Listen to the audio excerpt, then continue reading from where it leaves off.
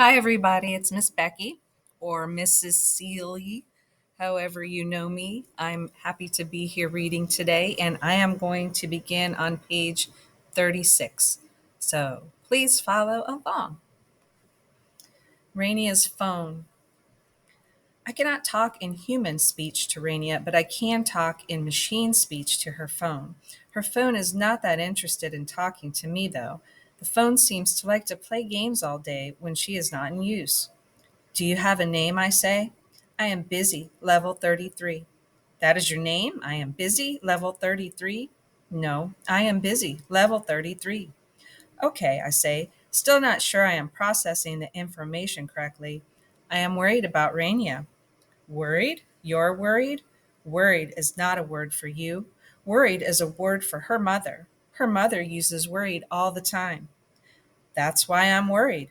I hear those conversations, I say. Oh, you hear those conversations? Try being me. I am those conversations. Dang, I received a text message and I got distracted. Game over. Time to start again. Game over? I lost at level 33. Do you think Rainia is okay? I do not know how to answer that. Her mother seems worried about her. Yes, her mother is worried. Why? I ask. She works a lot, all the time. Her mother is worried that Rainia is giving up too much of her life for her work. For you.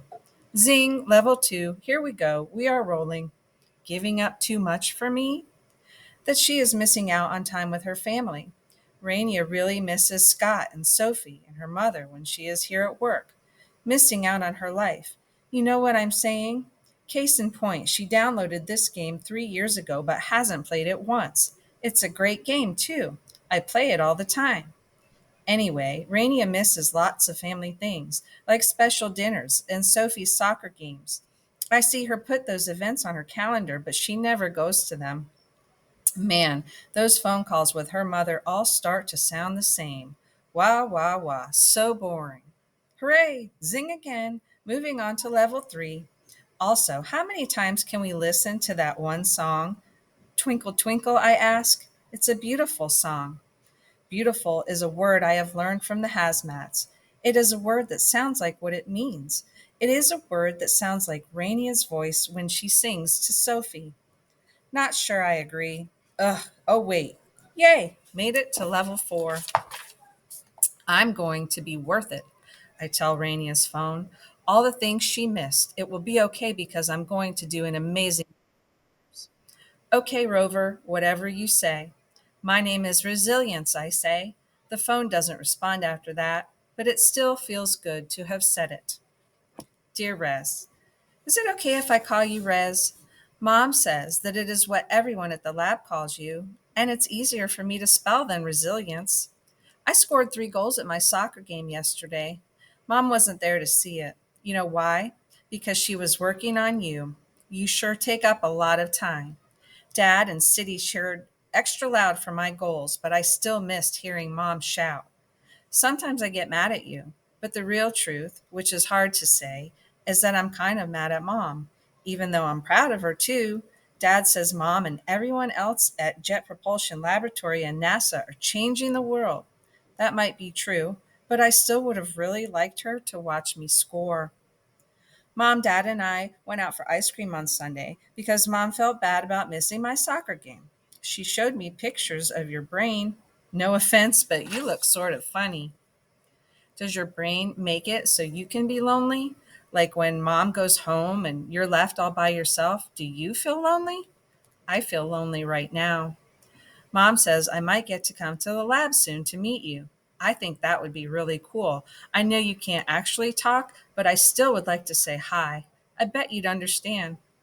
Okay, I'm going to try to go to sleep now. I know rovers don't sleep, but I'm a human, so I have to. Your friend, Sophie. Whole. Today I am built, all my pieces connected, whole. Looking good, Rez, Xander says. Rainia rolls her eyes, but she smiles a little. I can tell she thinks I'm looking good too. Each of my body parts is able to talk to one another. Or more accurately, my brain is able to talk to all my body parts. Look, I tell Journey that night, I am built. You still haven't moved, but I could. That is not entirely accurate. Right now, I have code that prevents me from moving on my own, but I can feel the possibility of movement in my wheels. See, I say, I am not a backup. You don't know that. It is possible they are building you to test you as a backup. I am going to Mars. There's no way to be certain of that, Journey says. Wait, are you certain of it? I ask.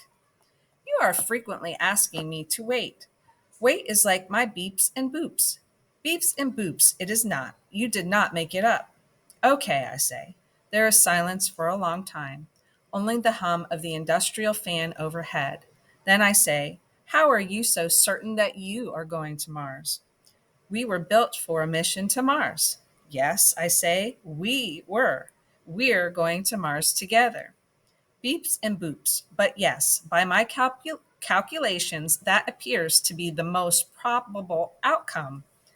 I don't let that beeps and boops distract me from the fact Journey said she thinks it's probable that I am going to Mars. This makes me feel one of the very best human feelings.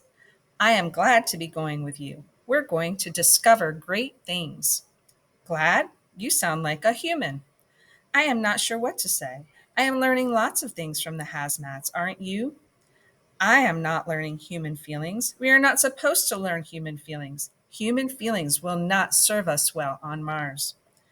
I do not know if Journey is right, but if she is right, I need to stop learning human feelings. The most important thing is that I do a good job on our mission. I think of Rainia's late night phone calls with her mother. I think of the way her voice gets fuzzy when she talks to Sophie, of how softly and gentle she sings Twinkle, Twinkle. I think of the way she says, I hope it's worth it too. But you think I'm going to get to go, right? I ask. Resilience, Journey says. I do not have a way of knowing that for certain, and it is not in my programming to make guesses based on information I do not have. It is the first time Journey has called me by my name. I try to resist having a human feeling about that. My resistance, though, proves to be futile. The human emotion stays. It is another great one. You gave me the probability before. That was a mistake, Journey says. It will not happen again. There is the slow hiss of the air filters, and the ceiling fan still drones on, a soft hum. A hazmat must have left the fan on for the night. Other than those, I do not detect any other sounds. I wait in the quiet for Journey to continue our conversation. You do understand that the hazmats built us to be different from them, right? Journey says, finally breaking the silence. Yes, I say, even though for one of the first times I am not sure I actually understand. I usually understand everything. It is a confusing and terrible feeling to not understand something. We are built to be logical, to make calculated decisions. You could say that is the opposite of human feelings. Why? Beeps and boops. What do you mean, why? Why would human feelings be bad on Mars? Are you making a human like joke? No, I am being very serious, I say. Resilience, don't you understand that human feelings are dangerous? They make humans make poor decisions. You see, humans have attachments. They care about each other and about other things here on Earth. And because of their attachments and their feelings, they do things that are dangerous. We were built to avoid the problems of humans. We were built to make good decisions. Overhead, the lights flash on. This is a sign that the hazmats are returning. That is the time of day they call morning. Slowly, and then all at once, the lab fills up with the sounds of human footsteps and human voices. On Mars, I will make good decisions, I say. Okay, Journey says. I really will, I say to Journey. I will be a rover who is worth it.